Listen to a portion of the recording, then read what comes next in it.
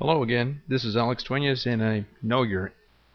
Hello again, this is Alex Duenas, and this is a continuation of the lecture review series, and we will be covering Section 1, Chapter 3, Section 2, Chapter 5, and 6.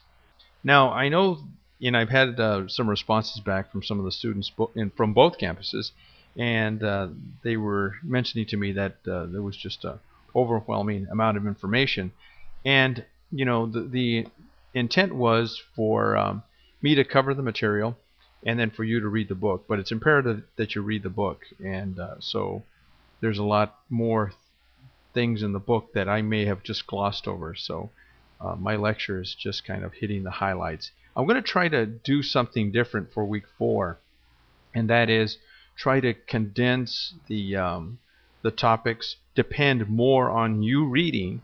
So now the burden is going to be now on you reading more.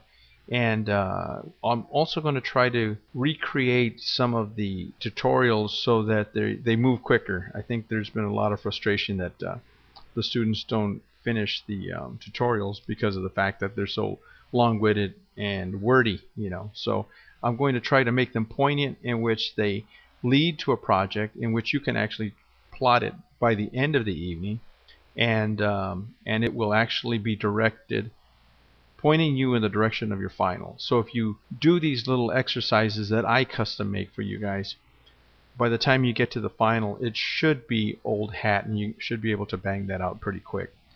Okay, so anyway, I just kind of wanted to cover the first thing that we spoke about on Tuesday and Wednesday for the Silmar class, was the site and natural energy mapping.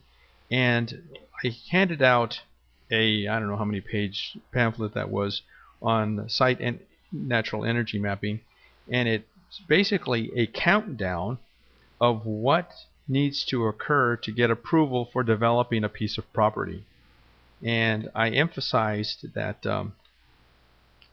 most of the concern for developing the property would be the NPDES, or the pollution coming off of the rainwater, and also consideration for heat islands, which are the temperature rise on dark surfaces, whether they be the roof or the pavement. But like I said, you can read the pamphlet there and get an understanding of what they're looking for. Now, the reason for this pamphlet is you asked to consider those items to score your own project for the final.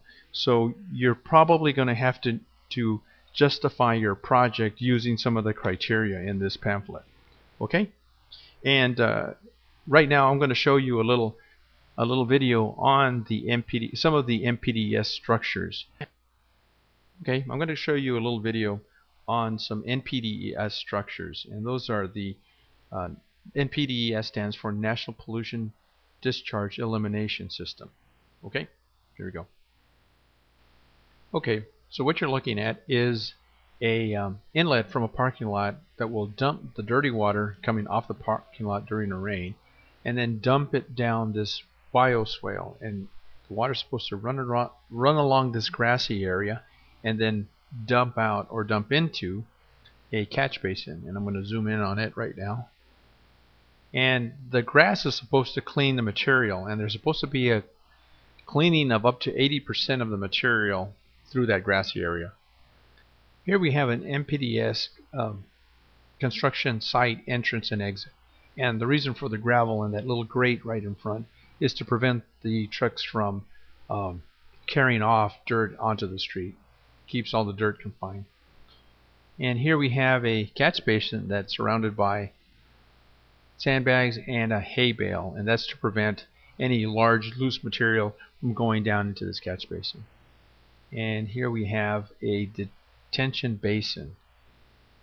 Now, this detention basin is supposed to retain the water coming off the parking lot and either percolate down, or if the water crests, it goes right into the box. It crests into the box.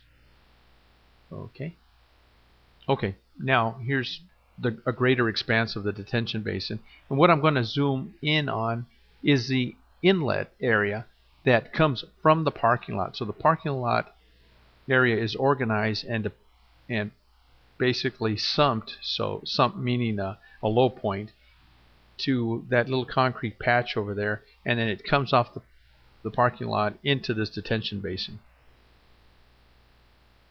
And that's where it's stored until it either percolates down into the ground, or, like I said, when it crests, it goes into that inlet.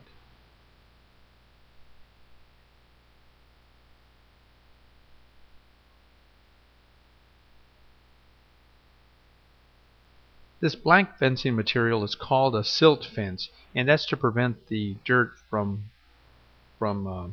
migrating from the right side. You can see the construction going on there on the bridge, going into the neighboring residence.